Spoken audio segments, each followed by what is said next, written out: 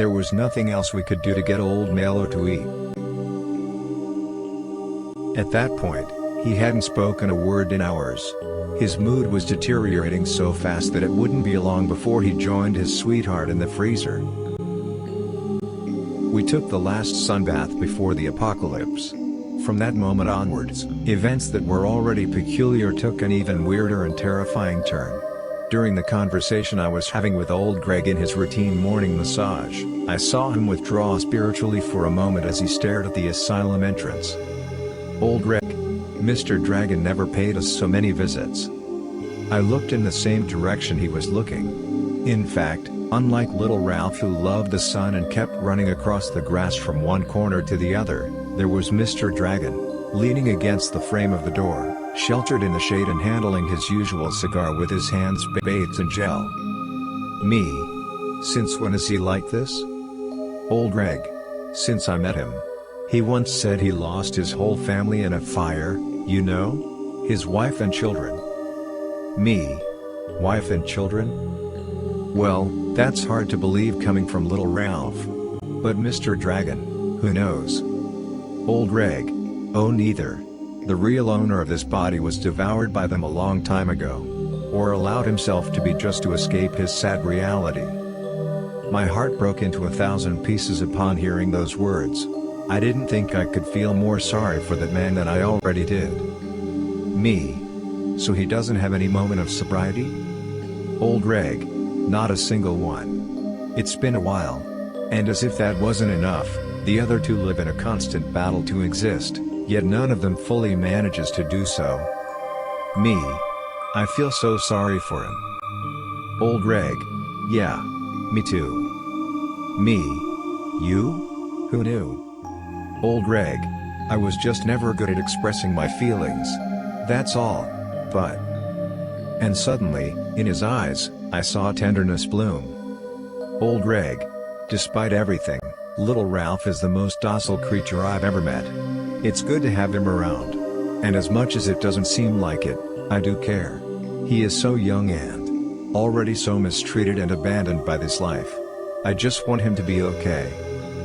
I was struck by the paternal nature of the feelings that lurked in old Greg. He seemed to understand little Ralph more than anyone else in there after all. There was so much more about that relationship that was beneath the surface and contradicted what was in sight. And that was what's real. It makes me mad when I think of the other things that managed to escape our gazes, when they were right there on our faces. I was pulled out of deep thought by Belle hand-waving at the dark glow on one of the asylum's upper floors. Her face was mournful, and rightly so, for the news she brought me just couldn't be worse.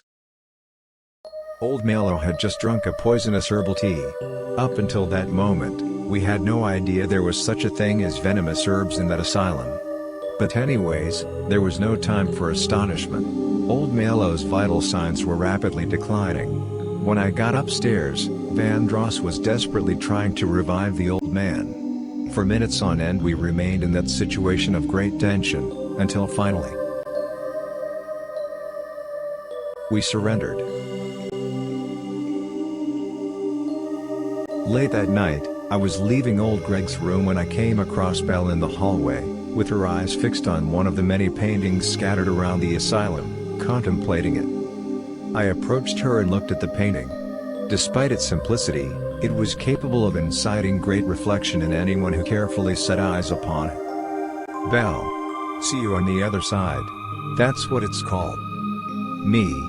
Oh. So you're a fine arts expert? Belle. My father was. I know of some works because of him. Yet today, I look at this one in particular with greater admiration. Me. Why? Belle. Because I believe that in this life I ran after so many things, but I don't think I wanted any of them more than someone who loved me so much he could die. Me. That's tragic, isn't it? Belle? Yeah, but it's beautiful too. Having someone to count on. Forever. I looked at her and there seemed to be sincerity in her words.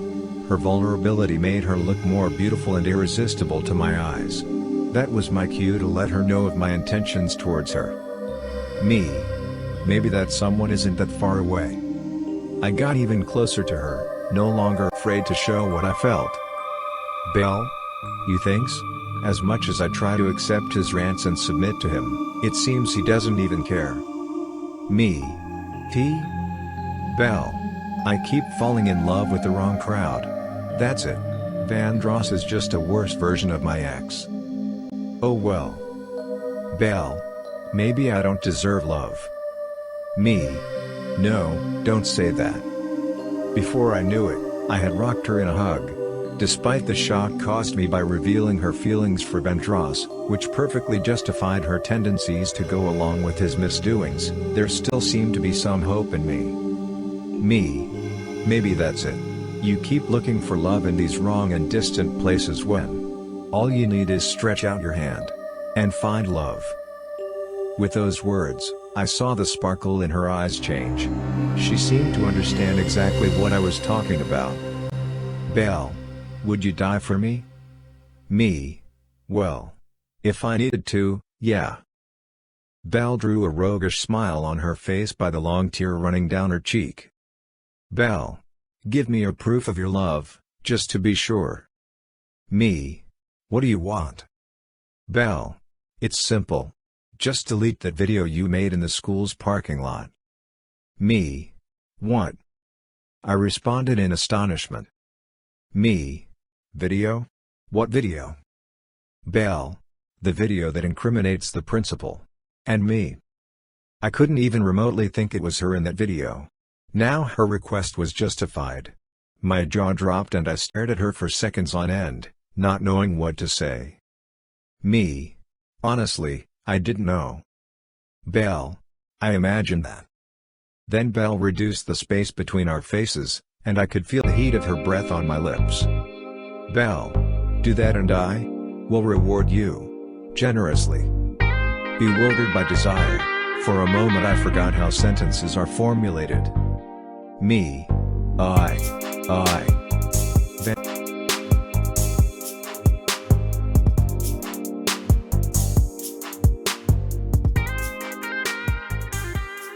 Vandross.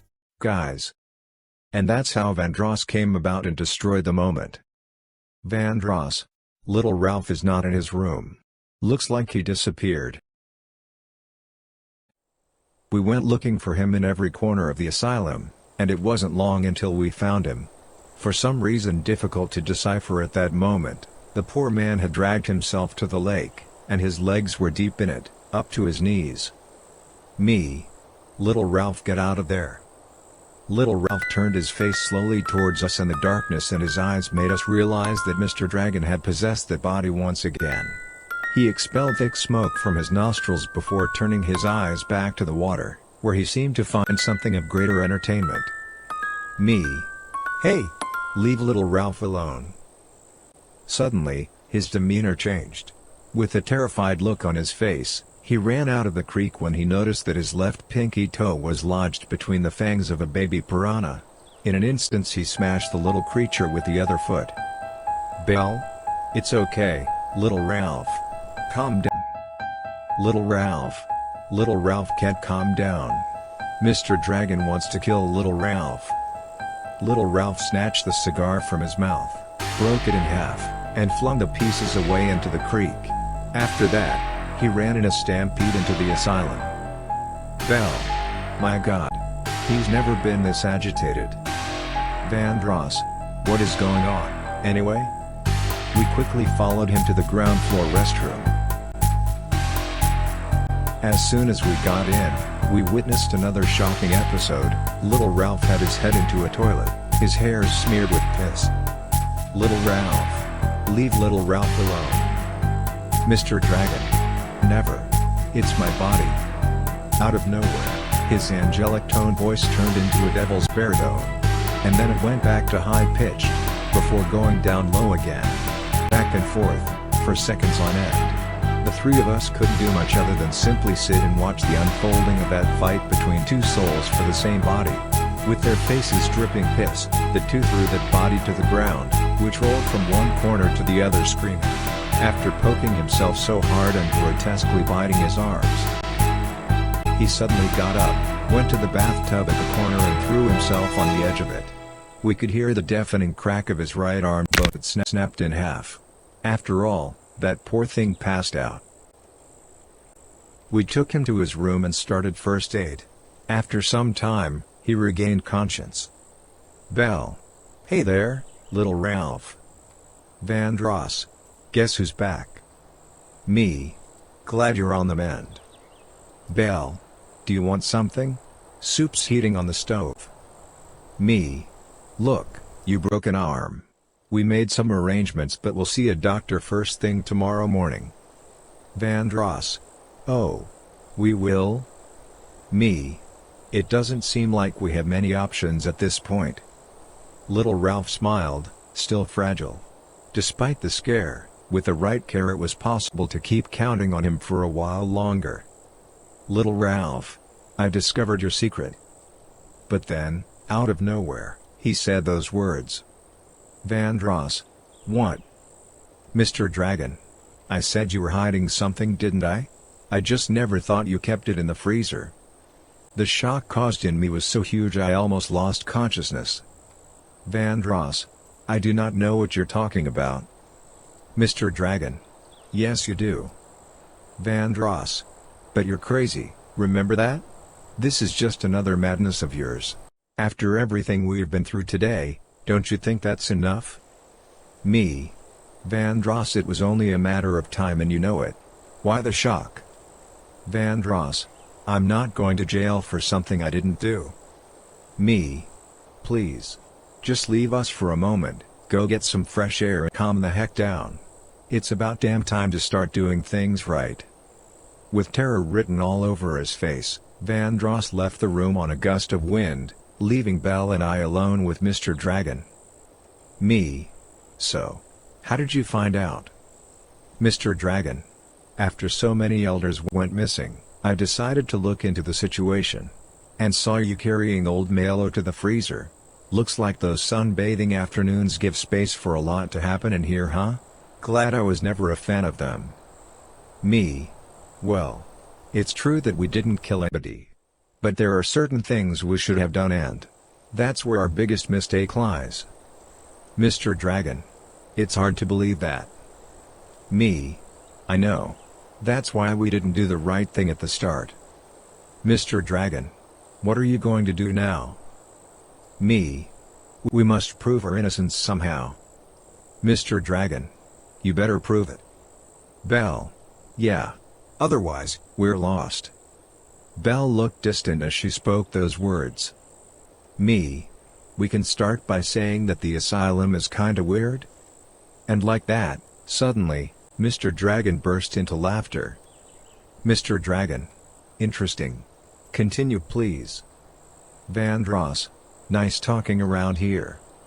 Vandross returned to the bedroom with a little bowl of soup on a tray. Belle. Want me to help you with that little? I mean. Mr. Dragon? Belle placed the tray on her lap, ready to feed him. Mr. Dragon. Missing him already? I can see that. Little Ralph was right-handed. I use the other hand. And I'm starting to think that the best thing I can do is get rid of this broken arm tomorrow, instead of repairing it. The tray was then placed on Mr. Dragon's lap. Mouth-watering, it was only a matter of time before he put a spoonful of that soup into his mouth. Me. Maybe we just need to find better ways to say the asylum is weird, 'cause that's what it is. Mr. Dragon. Hum hum. Me. So Vandross? You're good now? Can you help with some ideas? After a while, I noticed that he was taking some time to respond. So I turned towards him. Me. Come on. And that's when I saw it. The titanic, silent apprehension in his gaze. Me. What is it, Vandross? Mr. Dragon. You. What did you? When I looked back at Mr. Dragon, the white sheets that covered him were greenish-yellow, like the soup that had just been spilled on them. After long seconds of moaning and choking, Mr. Dragon suddenly got still. He didn't even have time to close his own eyes. He was dead. Dead as hell. Terrified, I got up and hurriedly moved away from the body. Vandross wrapped him in a blanket, took him off the bed and over his shoulder, all the way to the door. Vandross. The freezer's packed. Come with me. I need your help to bury his body.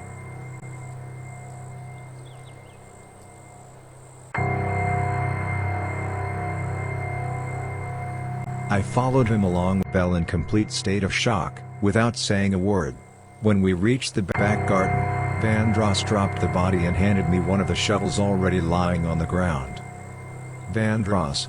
I think a tomb in the middle of the woods is barely noticeable. Start digging.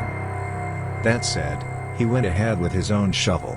My processing was so slow at that moment that it didn't keep up with the speed of events. For a while I just stared at Vandross in silence as he dug little Ralph's grave. Me. You planned it all.